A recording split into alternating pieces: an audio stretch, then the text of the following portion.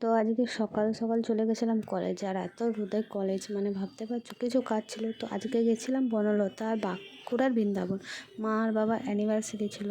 তো আমরা এটা বেরোচ্ছি মেজিয়া রানীগঞ্জের ব্রিজটা।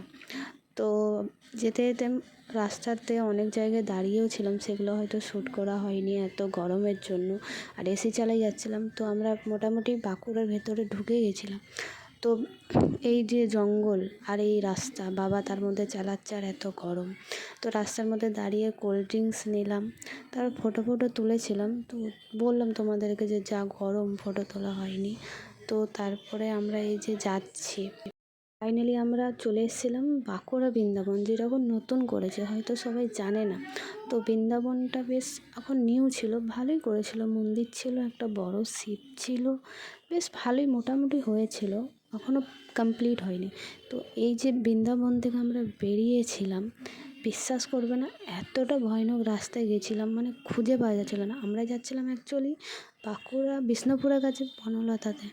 তো ওই জায়গায় আমরা দেখতেই পাবে। তো আমরা এখন এখানে ঘুরছি। তো এখন বাজে 5টা বা 4:30 হবে। তো এদিকে যে মন্দিরটা বললাম একটা শিব করেছে, সেখানটার কাছে এলাম, ফটো তুললাম। এই যে বেরিয়েছিলাম, আমরা গুগলের রাস্তা দেখছিলাম, তো গুগলের রাস্তা দেখাচ্ছিলো এখনও 1 ঘন্টা।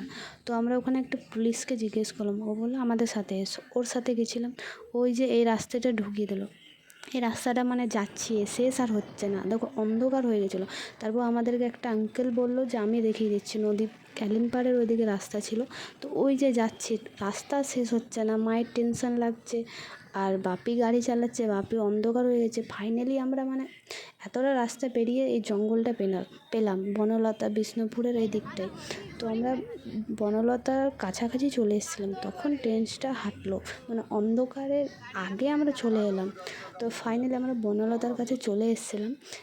তো বনলতা তো হয়তো সবাই জানে, বাঁকুড়া বিষ্ণুপুর ওই লাইনে। তো বনলতা যখন আসি তখন বাজে 6:30, মানে ওই রাস্তা থেকে আমরা অন্ধকারে বেরিয়েছি। তো বনলতাতে এসে পড়ে ঘুরে ফিরে আমরা ফটো তুলেছি, একটু মাঠে বসলাম, জিনিসপত্র দেখলাম।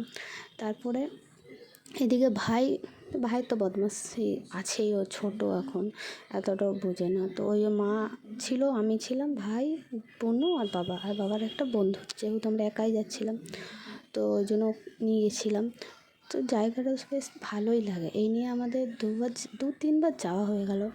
তো সব ঘুরে দেখলাম, দেখে পরে বেশ অন্ধকার মতন হলো। তারপরে আমরা ভাবলাম খাবার টাবার খেয়ে বেরিয়ে যাব।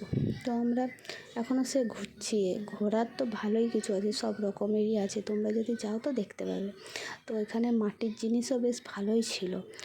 তো আমরা ওইসব দেখছিলাম, আর অন্ধকারটা তখন কটা বাজে, 7টা বাজবে। তো 7টা বেজার টাইম আমরা খাবার খেয়ে নিলাম ওই 7:30 নাগাদ। আর ডিনারটা কমপ্লিট করে তাড়াতাড়ি বেরোবার ছিল, যেহেতু আমাদের এত দূর যাওয়া ছিল। তো মা বাবা এখানে কেক কাটলো, তারপর আমরা খাওয়া দাওয়া করে এই যে বেরিয়ে যাবো আমরা, তখন বাজে 7:45 মতন বাজবে।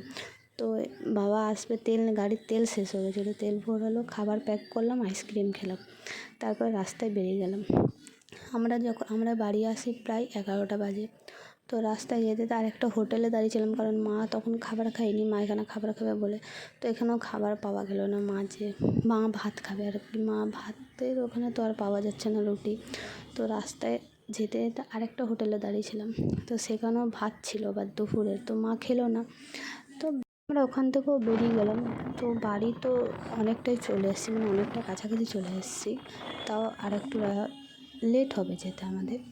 তো যা গরম, তো মিছিলও ছিল, তো আমরা ফাইনালি বাড়ি চলে এলাম।